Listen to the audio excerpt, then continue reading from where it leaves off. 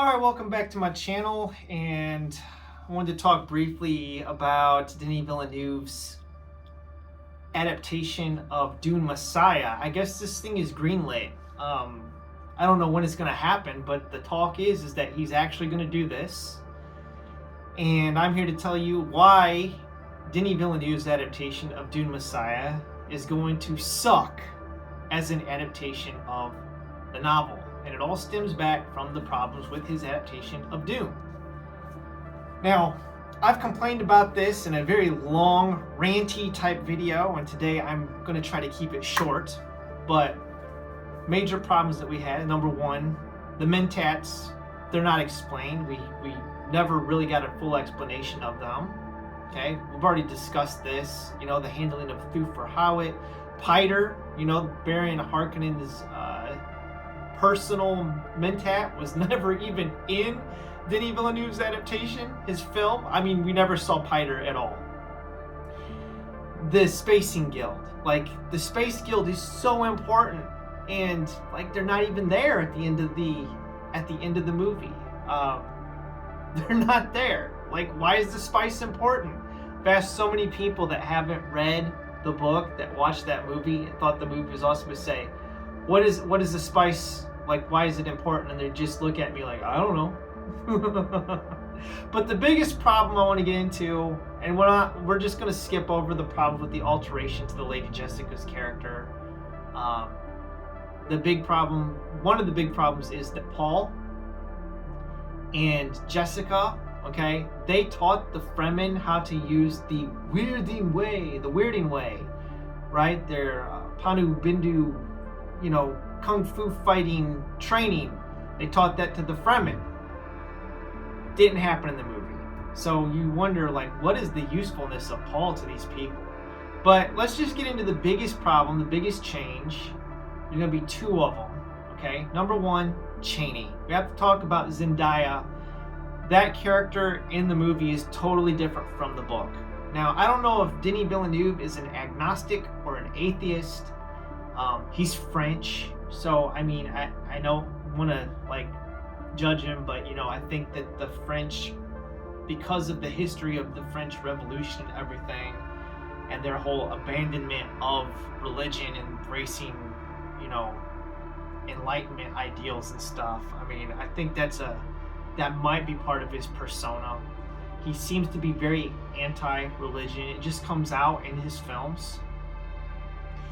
And Chani is very critical of the Fremen religion, which she's not in the novel. Okay, so in the movie, in Dune Part 2, Chani says that she's a Fedaykin. Now, a Fedaykin is like the Fremen warriors. They're kind of like death commandos. She's not a Fedaykin. Now, she's a warrior, but she's not a Fedaykin. In the novel, she's a Sayadina.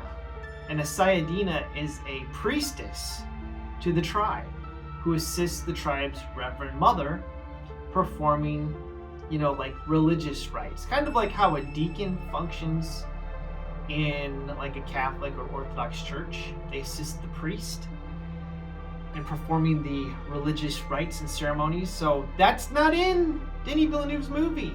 The other thing was, after rereading this, because I've read this twice now and listened to the audiobook, so 3 times, okay, total, was Liet Kynes, okay, who has been gender swapped in the film, in Dune Part 1. Liet Kynes is Chani's father, okay? So it would be his mother in the movie, but that relationship's never touched upon, okay? We're never touched upon at all. So we've eliminated this familial relationship.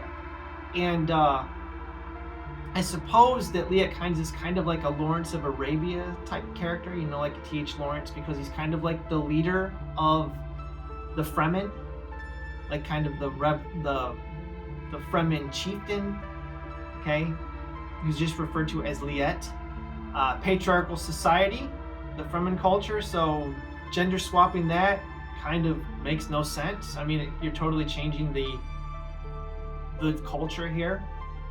But I mean, that's eliminated. But Stilgar, after Liet dies, which Stilgar is Chani's uncle, he becomes the leader of the Sietch, Siege Tabor. And so she is the daughter of the leader of the Fremen, and then the niece of the leader of the Siege. Both of these relationships gone, never touched upon. So that's eliminated. She has no familial ties, and therefore no ties really to the Fremen community, which makes no sense. She's very critical of the religion of the Fremen, very critical of the prophecies, very critical of Paul. None of this is in the novel. She was a true believer. She actually, her and Paul, when they had this ceremony where they drink I think it's the spiced beer. They have it's after the Reverend Mother purifies the waters of life, and they have okay, trigger warning, sexual trigger warning. They have a spice orgy, all right, the tribe, but it's not physical really. It's a mental, collective consciousness type thing. And this is when Paul and Chani, when they drink the spice, and they have this sharing of their souls, they can see into each other's the depths of their being. All the metaphysical weird aspects of I guess fantasy elements or beyond physical elements relating to, it's like Denis Villeneuve is ashamed or embarrassed by all of the metaphysical aspects of Dune. He wants to keep it, granted, it's hard sci-fi, kind of ignore the space opera and fantasy elements. So that's a problem going forward. That's eliminated. The fact that Paul and Chani had a child together, Leto never appears in the movie. Leto gets killed in the novel, okay? And so they have the shared loss of a child. That's gone. And then having Chani walk out on Paul, criticize Paul the whole time, okay? It's like she hates him. It's not part of the novel. She's a totally different character in the movie. She walks out and leaves him at the end. What? They're together. The last line of the book is about how, spoiler again, is about how they will be, Paul might marry Erlon to get the throne, but she'll never share his bed. He's never going to be intimate with her. That Chani is really his wife, kind of like Jessica and, Duke Leto's relationship was. And, so whatever, man. It's weird. Then the whole problem with Aaliyah, all right? So at the end of Dune, Aaliyah, she's born, by the way. There's a 3-year time skip. And she kills Baron Harkonnen. Now, Aaliyah's role is expanded in Dune Messiah, and you've eliminated this aspect of her character. Okay, that's because Paul kills the Baron Harkonnen in the movie adaptation. So there's huge differences. It almost makes me wonder if Chani's been beating us over the head in Dune Part 2 so much about how Paul is horrible, then why do you need to do an adaptation of Dune Messiah?